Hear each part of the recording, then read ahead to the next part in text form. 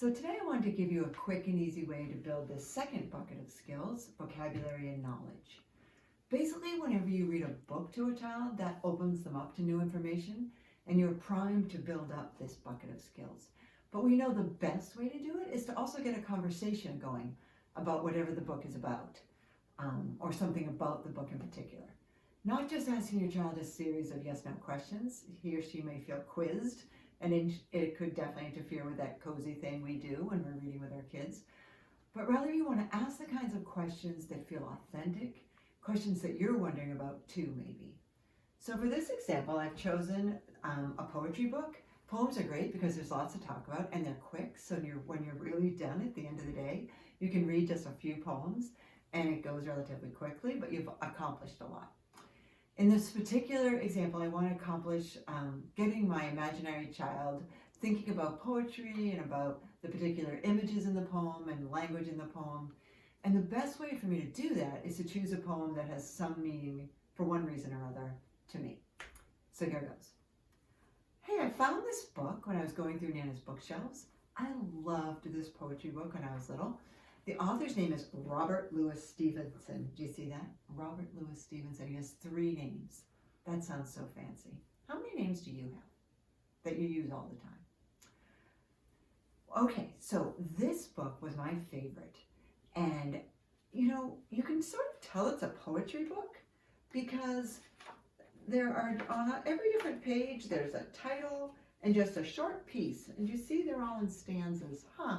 They're all in different stanzas or sections. Yeah.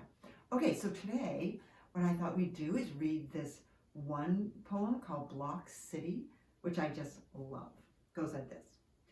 What are you able to build with your blocks? Castles and palaces, temples and docks? Rain may keep raining, and others go roam, but I can be happy in building at home. Wow, that sort of reminds me of this period we're all in where we're spending a lot of time at home, doesn't it? Hey, what do you think about that? This boy builds castles and palaces, temples and docks. Are those the kinds of things you build when you're building with your blocks?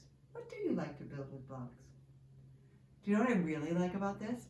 I like about how it says, rain may keep raining and others go roam, but I can be happy in building at home.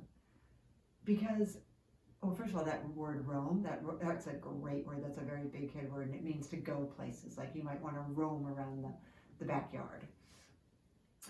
But I also just like that cozy feeling of how the child who's building is at home and it's raining outside. I love the way Robert Louis Stevenson did that.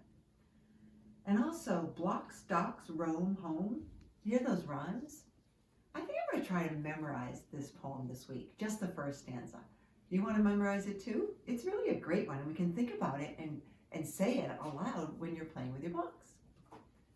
So there you have it, quick skill building, and think of all that you expose your child to in that short amount of time.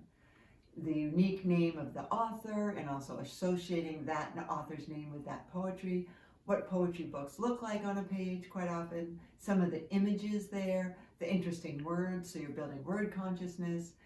We talked a little bit about rhyming, letters and sounds very, very quickly, but we did it. And also I was encouraging memorizing, which is always fun to do, and it gets your brain more receptive to remembering, so it's actually a great thing for kids. So even if you just did a couple of these things, that you would have been doing so much for your little one and building these vocabulary knowledge skills. And as I said, didn't take very long.